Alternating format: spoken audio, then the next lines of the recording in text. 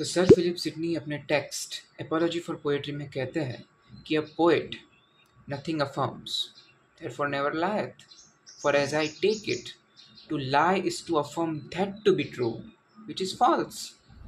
मतलब ये कि झूठ बोलने का तो मतलब यही है कि आप उस चीज़ को सच कह रहे हो जो सच नहीं है।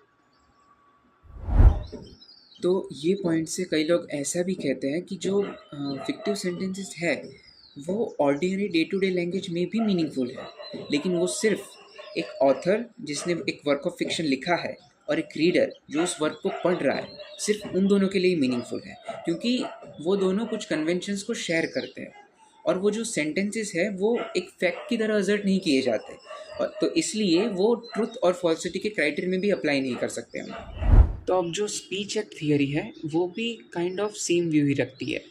स्पीच एक्ट थियरी एक लिंग्विस्टिक्स का कॉन्सेप्ट है जो कहता है कि लैंग्वेज सिर्फ डिस्क्राइब करने के लिए नहीं बट एक्शंस परफॉर्म करने के लिए भी यूज़ होती है।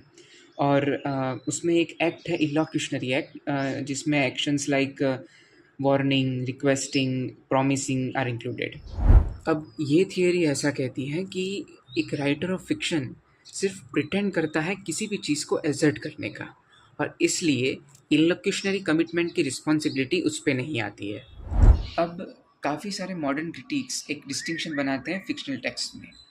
एक जो कि नैरेटर रिपोर्ट या डिस्क्राइब करता है किसी भी फिक्शनल सीन्स या किसी भी फिक्शनल इवेंट्स को, और दूसरा जो कि नैरेटर के खुद के ओपिनियन है वर्ल्ड या ह्यूमन लाइफ को लेके। अब ये जो दो डिस्टिंक्शंस है इसको आप फर्स्ट पर्सन नैरेटर के कंपेयर में थर्ड पर्सन नैरेटर जिस टेक्स्ट में यूज़ हुआ होगा उसमें आप जल्दी आइडेंटिफाई कर पाओगे। और ये जो असर्शंस है नैरेटर के, जो वो क्लेम करता है कि वो ट्रुथ है या फैक्ट है या रियलिटी है उस टेक्स्ट की दुनिया की, यही असर्शंस एक फिक्शनल टेक्स्ट को रियल वर्ल्ड से रिलेट करते हैं।